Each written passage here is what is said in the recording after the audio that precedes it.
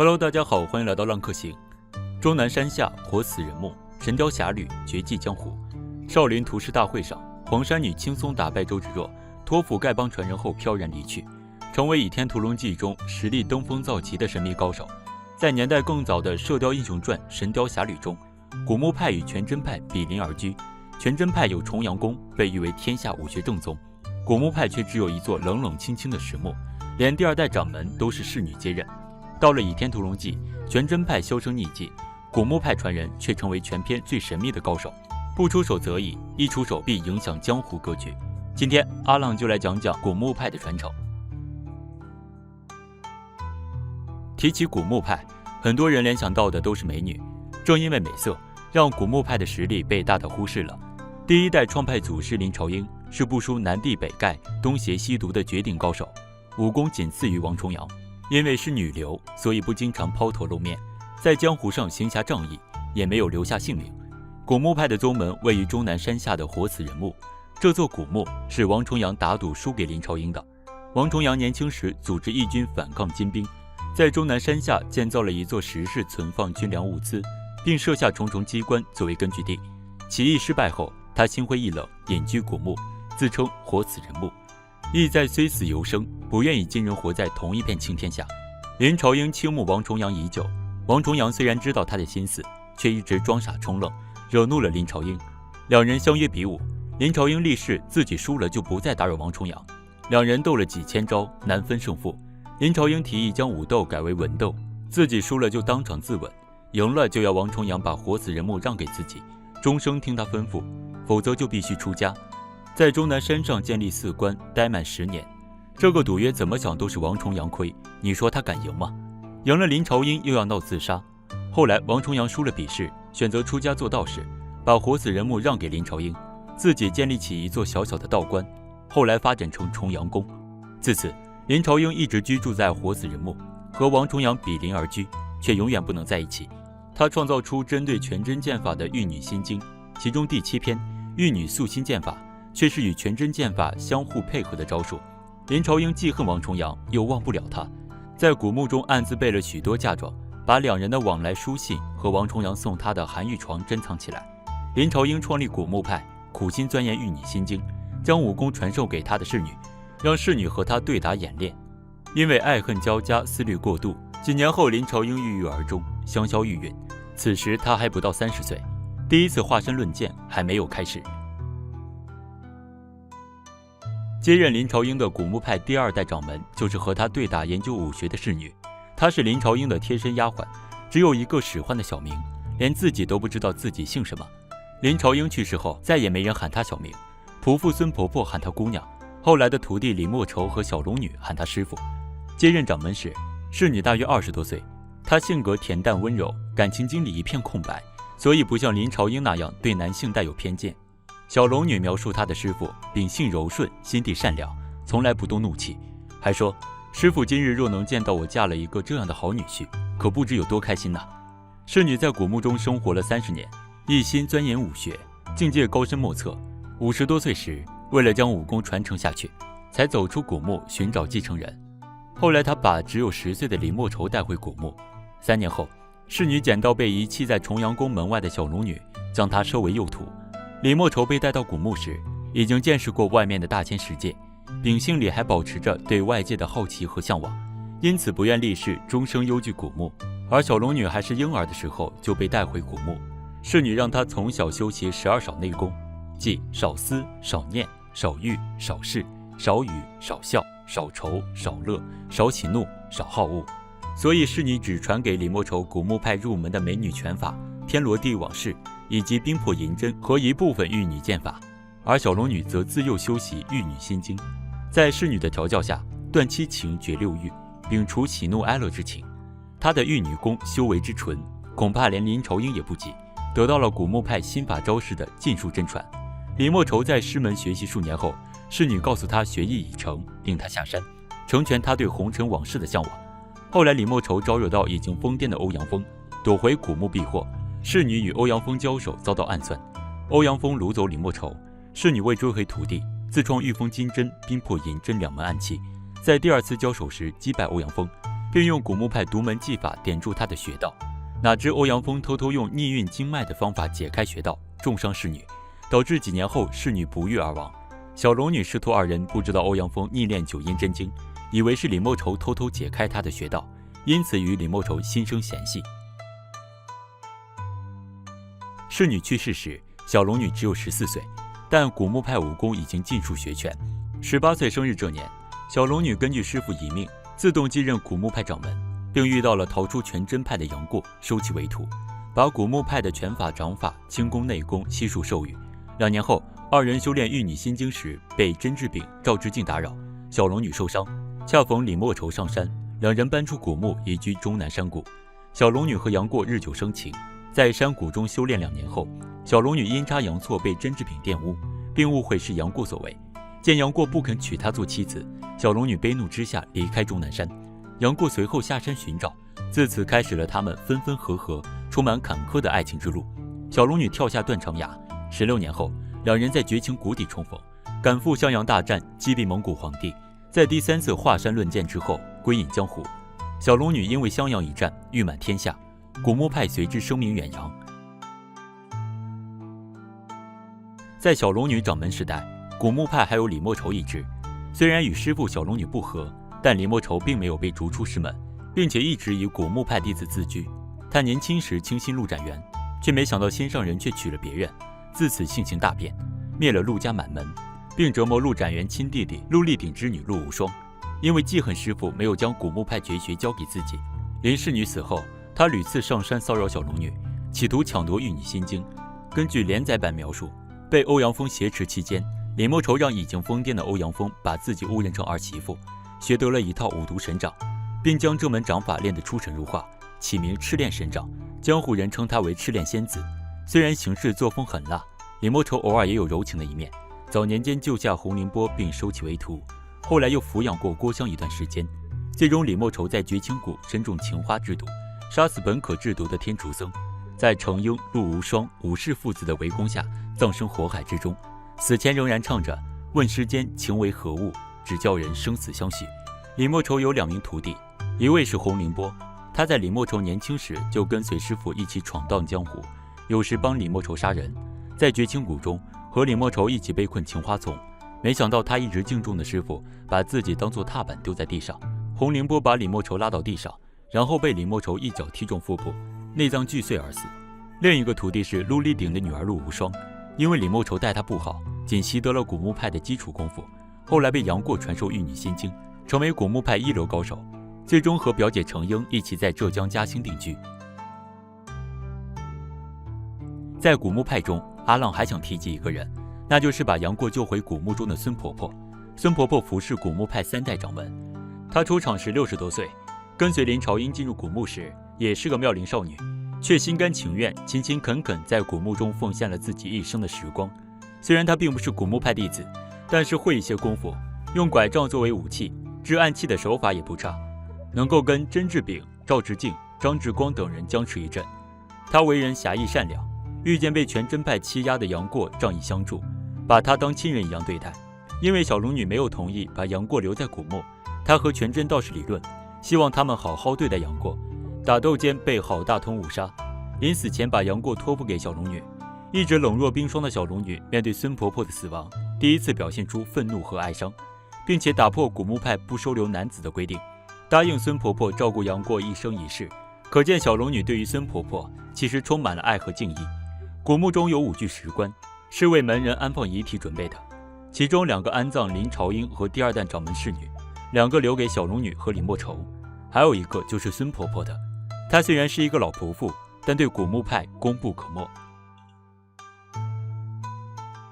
随着小龙女的归隐，古墓派消失在江湖人的视野中。虽然几乎算是江湖中人丁最稀少的门派，但古墓派100年间却一直没有断掉传承。《倚天屠龙记》中，黄山女宛如睥睨江湖的世外高人一般出场，揭破丐帮长老的阴谋，帮助史弘时成为新任帮主，并在屠师大会上击败周芷若，救了谢逊性命。关于黄山女的身世，有各种各样的说法，甚至有人说她是杨过与程婴、杨过与郭芙的后人。这里我们暂且放下各种歪歪，以原著的线索为准。张无忌询问黄山女名字时，他答道：“终南山下，活死人墓，神雕侠侣，绝迹江湖。这16个字，既说明100年来古墓派并未在江湖上出现，又将黄山女的身份点出，她就是古墓派这一代的传人。这时的古墓派和小龙女时代已经有所不同。黄山女出场带着另外8名女子，4个穿白衣执七弦琴，4个穿黑衣执洞箫。这8名女子的站位出自洛书阵法，起源于桃花岛一脉。这8女应该不止照顾黄山女起居，而且也习练古墓派武功，并合力组成洛书阵。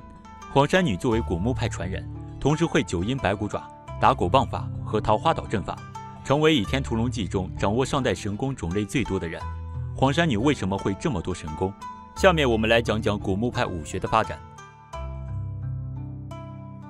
林朝英作为古墓派祖师，创造了基础武学天罗地网式、美女拳法、兵刃功夫、金灵锁、玉女剑法以及至高心法玉女心经。林朝英轻功也非常强，书中多次提到古墓派轻功天下无双。古墓派武学以招式迅捷灵巧为特色。天罗地网式是古墓派的入门功夫，一共81式。小龙女最开始教杨过的就是这门武功，她用抓麻雀训练杨过的速度，要求杨过用双手挡住81只麻雀，不让一只麻雀露出来。美女拳法每一招都是模仿一位古代美女，比如貂蝉拜月、西施捧心。后来杨过加了一招古墓幽居，模仿的是小龙女。古墓派的常用兵刃除了剑，还有银锁金铃、御风针、冰魄银针、金丝手套。小龙女在对战金轮法王时用过金铃锁，外形是一条白色绸带，末端系一个金色圆球，抖动时圆球便如铃铛作响，可以远程攻击敌人穴道。御风针、冰魄银针都是第2代掌门侍女创造的独门暗器。御风针以黄金打造，冰魄银针后来成为李莫愁的招牌暗器。它在针上淬毒，常人触碰到皮肤就会发黑，如果蹭破皮肤，片刻之间就会丢了小命。金丝手套是小龙女的物品，用极细的白金丝织成，能够抵御任何兵器的进攻。看来古墓派虽然生活方式质朴，财力还是非常雄厚的，用的兵器不是金就是银。说到古墓派的宝物，不得不提王重阳送给林朝英的寒玉床。寒玉床用极北之地100丈坚冰下的玉石制成，是天下至阴至寒之物，坐卧其上，心火自清。在寒玉床上修炼内功，1年可抵10年。古墓派的剑法是玉女剑法，林朝英创立这门剑法时，为的是克制王重阳，而不是杀死他。所以玉女剑法讲求招式的快、飘逸灵动，但威力不足。学全玉女剑法和全真剑法后，才能修习玉女心经，而且必须2人合练，互为臂助。玉女心经练成后，内力修为增长，招式动作变快。平常人发1招的时间内能发3、4招，但是招式的威力不会增加。玉女心经第7篇是玉女素心剑法，当时林朝英想象和王重阳共同御敌，创造了这门剑法，是全真剑法和玉女剑法的相互配合。小龙女和杨过在面对金轮法王时，参悟玉女素心剑，将它运用到实战之中。当年王重阳在林朝英逝世后，偷偷进入古墓，看到了玉女剑法，一直无法用全真剑法破解玉女剑法。第一次华山论剑后，才在九阴真经中找到破解方法。他将九阴真经破解玉女剑法的内容写在古墓中的石棺上，后来被小龙女和杨过偶然发现。自此，古墓派的传人也会一部分九阴真经。到了黄山女这里，更是将九阴真经练得无比精纯，碾压周芷若的速成版九阴白骨爪。打狗棒法走的也是轻灵路线，非常适合女子。杨过在华山顶被洪七公传授打狗棒法招式，后来又得黄蓉教授口诀，所以古墓派传人黄山女也会打狗棒法。而桃花岛阵法可能也来自杨过。黄药师非常喜欢杨过，认为他和自己年轻时很像，想要收他为徒，被杨过拒绝，又和他结拜为兄弟，将弹指神通和玉箫剑法传给了他。所以杨过也会一部分桃花岛武功。因为林朝英对王重阳的复杂感情，古墓派创派时有很多规矩，比如男子不得进入古墓，古墓派的弟子必须点手攻杀，守身如玉，一生一世不得离开古墓。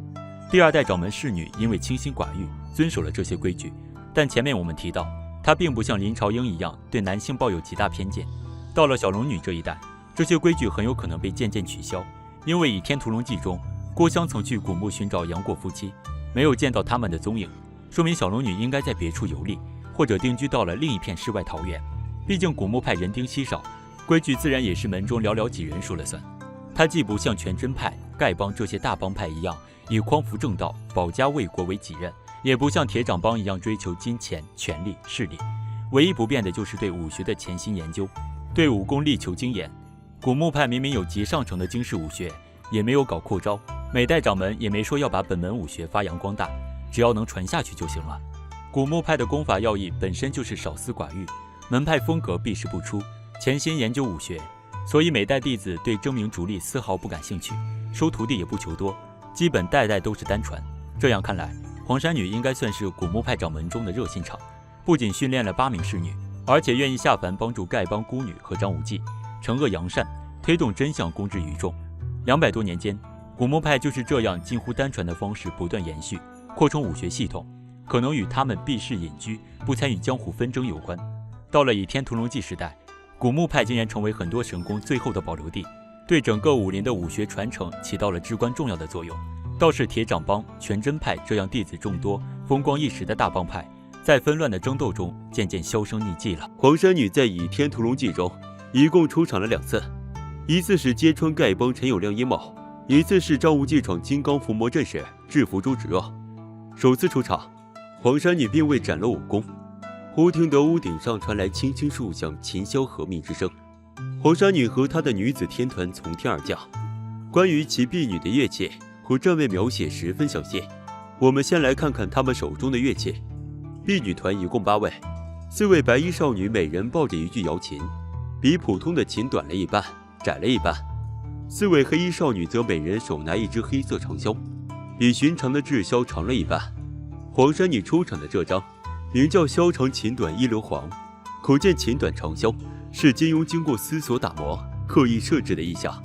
短琴又叫西琴，古人为了携带方便，按照自己的喜好制作尺寸更小的古琴，盘膝而坐就能开始演奏。一般喜欢这种琴的都是高手。黄山女每次出场都伴随琴声铮铮，而琴恰恰是小龙女最爱使用的乐器。小龙女第一次出场时，就是未见其人先闻其声，当时霍都听信流言，前往古墓求娶小龙女。小龙女以琴声逐客，树林中铮铮铮响了3下琴声，似是小龙女古琴回答。小龙女答谢丘处机，也是以琴声相传。果然林中琴声变缓，轻柔平和，显示酬谢高义之意。琴声铮铮两响，从此寂然。黑衣少女所拿的箫比常见的洞箫长了一半。阿浪查了一下，箫的长短从古至今都比较灵活，一般古箫是6孔，稍微短些，8孔箫则是现代的产物。《律吕正义后编》上记载，明时乃直约箫，今箫长1尺8寸若，也就是说，在明代有60厘米长的箫，那么黑衣少女手中的特制箫大概90厘米左右，和现代比较长的洞箫差不多。黑衣少女用箫代表桃花岛一脉，黄药师的武器是箫，而且黄药师和杨过是忘年交，他曾把御箫剑法传于杨过。神雕侠侣中以箫为特色的还有一人，就是程婴。作为桃花岛传人，程婴继承了黄药师的衣钵，他的武器也是箫。杨过曾见过他用玉箫与李莫愁动手，武功甚是不弱，不意这管箫吹将起来却也这么好听。他在古墓之中，有时小龙女抚琴，他便伴在一旁，听他诉说曲艺，也算得粗解音律。有一种解释是，神雕侠侣归隐后，小龙女抚琴，杨过吹箫。古时常有琴箫和鸣之说，就像任盈盈和令狐冲的一曲《笑傲江湖》。至于为什么箫长琴短，容阿浪之后再表。黄山女身负的武功有九阴真经、打狗棒法、玉女心经、桃花岛武学。至于出场时间过短，加上逼格太高，第一次没出手，第2次出手全是碾压，所以谁也不知道黄山女究竟会多少绝学。根据阿浪推测，她可能还会得有独孤剑法，双手左右互搏。少林寺后山，黄山女麦家秀吊打周芷若买家秀，露了一手正版的九阴真经。书中这样写道：黄山女子的武功似乎与周芷若乃是一路，飘忽灵动，变幻无风，但举手抬足之间却是正而不邪。如说周芷若形似鬼魅，那黄山女子便是太似神仙。正版九阴碾压到了什么程度呢？张无忌只看2眼就知道黄山女有胜无败，这还是在黄山女没有使出全力的情况下，但见她出手之中颇有引逗之意，似要看明周芷若武学的底细。要是当真求胜，早已将周芷若打倒了。一番试探过后，黄山女出手制服周芷若，左手一翻，夺下周芷若手中长鞭，右手五指张开，使出摧肩神爪，也就是正版的九阴白骨爪，对准周芷若头顶。射雕故事开篇前，王重阳为破解林朝英的玉女剑法，在古墓派内留下部分九阴真经，后被杨过小龙女发现。要知道九阴真经只有一部分是绝对练不成的，因为它相当于武学百科全书，上下两侧少了哪本都不行。那为什么黄山女会完整的九阴呢？阿浪推测，襄阳城破前，杨过曾赠予郭靖夫妇玄铁重剑，很可能在这个时候，郭靖传了杨过九阴真经。杨过幼时曾得欧阳锋指点，后来又认识了周伯通，这两个人也会一部分九阴真经，所以杨过归隐后学会了整套九阴，并把它加入古墓派主修内功。丐帮第25位帮主石火龙，由于强行修习降龙18掌第13掌，导致半身不遂，携妻女隐居深山，哪知遭遇程坤暗算，身负重伤。死前他告知妻女程坤就是凶手，并叫他们携带打狗棒到终南山寻找黄山女。程坤联合丐帮长老陈友谅，找了一个路人假扮石火龙，挟天子以令诸侯，完成对丐帮的实际掌控。石火龙妻子带着女儿史红石连夜赶往终南山。石火龙妻子应该是知道什么暗号，在树林外大叫了几声，黑衣婢女和黄山女接连走出。黄山女验明打狗棒真伪后，把母女俩接回宅内居住，将打狗棒法传于史红石。2个月后，黄山女带着史红石重回丐帮，戳破假帮主身份，陈友谅逃走，史红石继任成为丐帮第26代帮主。黄山女的打狗棒法显然传自杨过一脉。杨过在华山顶得洪七公传授招式，后来又得黄蓉传授口诀心法，因而学会全套打狗棒法。有一点存疑的是，杨过知道打狗棒法是丐帮帮主的专属绝学，他自己学会就罢了，为什么全套传给了后人？机缘巧合之下，倚天时代丐帮走向没落，本来要失传的打狗棒法又从杨过这一脉继承回来。黄山女的正式身份是古墓派继承人，所以古墓派的正派绝学玉女心经她肯定会。另外，古墓派轻功天下一绝，金庸曾说他书中轻功最强的人是韦一笑，但是在少林寺后山，周芷若突然用九阴白骨爪擒住谢逊，韦一笑在一旁心急如焚，想要扑上，却见周芷若右手马上要插进谢逊头颅，韦一笑自认不及，在相距不到1丈的地方呆住，不敢再动。而黄山女本来坐在丐帮群众中，蓦地里黄影闪动，她飞到周颠面前夺下短刀，马上斜身向前，一招摧肩神爪使向周芷若。虽然周芷若手指离谢逊头顶已经很近，但黄山女身法实在太快，逼得她只能出手挡招。除了玉女心经和古墓派轻功，黄山女有可能也会养玉风，修炼12兽玉女功，发射御风之暗器。作为杨过后人，她大概率继承了玄铁剑法，并将其改良为适合女子的轻柔剑法，同时还可能会小龙女从周伯通处学的左右互搏。其实黄山女身上桃花岛的气息比古墓派更为浓厚，既然有秦霄天团，她肯定会桃花岛的御箫剑法，另外可能还身负一些桃花岛绝学，比如弹指神通、兰花拂雪手等等。为什么阿浪如此肯定黄山女会桃花岛绝学呢？这和她的身世有关。说到黄山女身世，历来是网友争吵不休的话题，主要有3种说法： 1. 杨过和小龙女后人； 2. 杨过和程婴后人； 3. 杨过和郭芙后人。关于第2、3点猜想有很多佐证，主要因为黄山女身上的桃花岛气息太过浓厚，又有萧长秦短一说。前面提到秦是小龙女，萧是杨过，有人将其解为小龙女短命，郭芙或者程婴成为续弦。先说结论，阿浪认为这2种说法不妥。萧长秦短的意象有2层原因：一是本身比较实用美观，大节女子背负不便，相对而言长香的影响则不大；二是萧长表明黄山女的桃花岛属性更多，很可能是杨过小龙女后代与桃花岛后人的结合。对于第2、第3种猜想，阿浪给出2点铁证证明其不合理。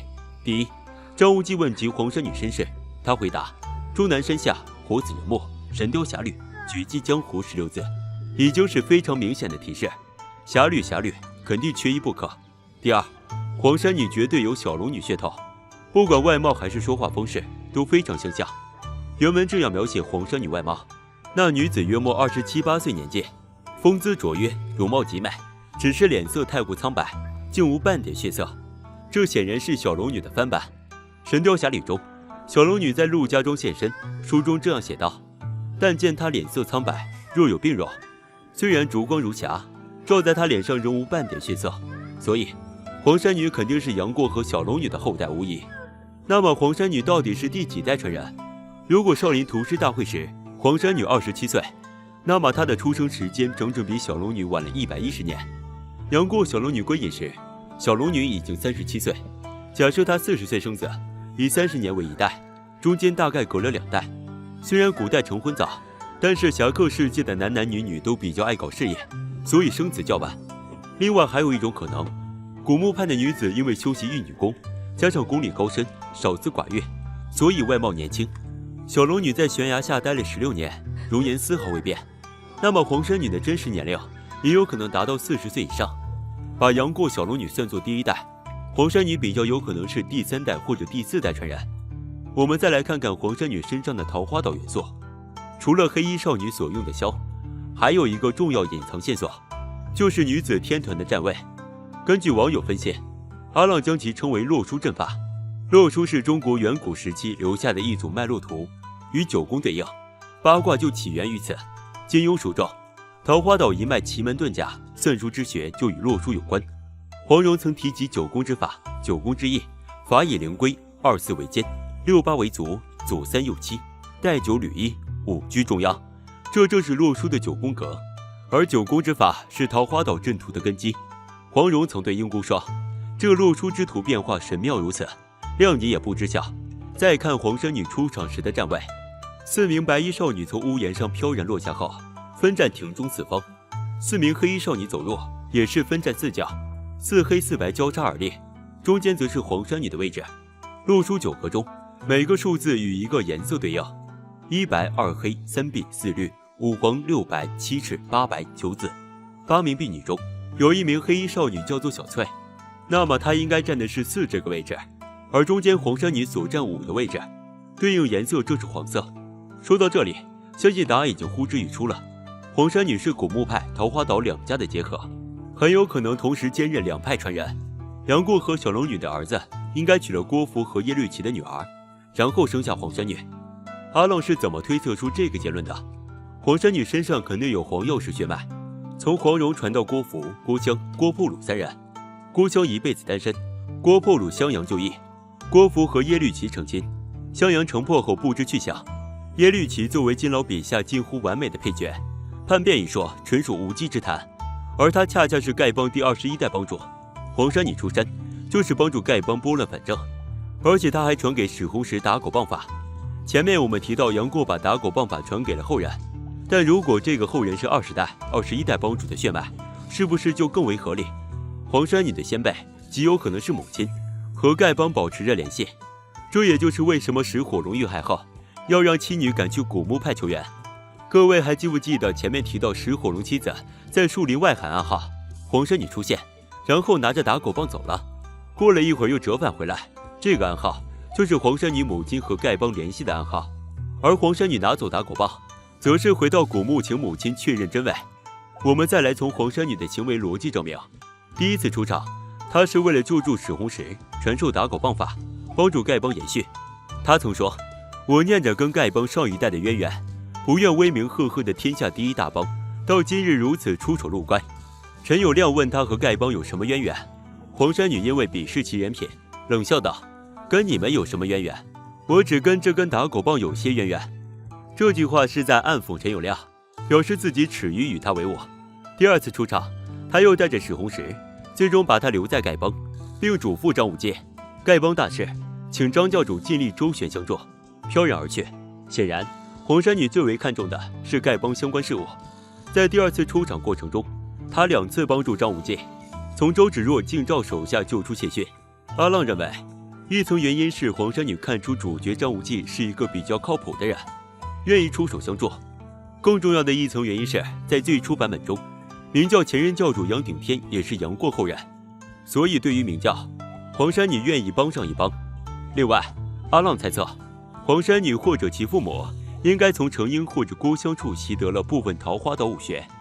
毕竟以郭襄的秘籍库，应该传承不出洛书九宫这种东西。身披黄衫，琴声铮铮，这个容貌极美却又脸色苍白的女子飘然而至。她年纪轻轻，武功却深不可测。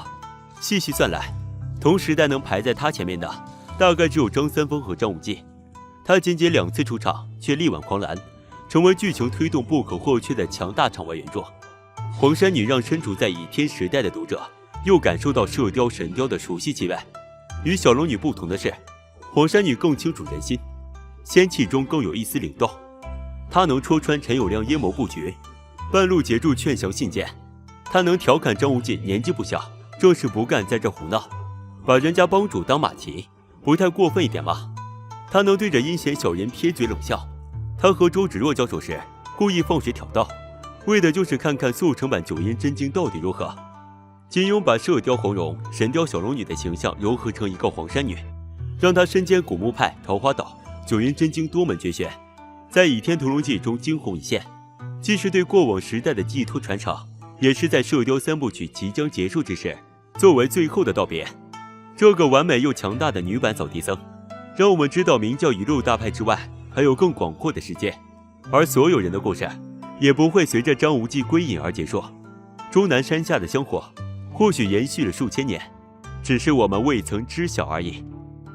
本期内容就到这里，我们下期再见。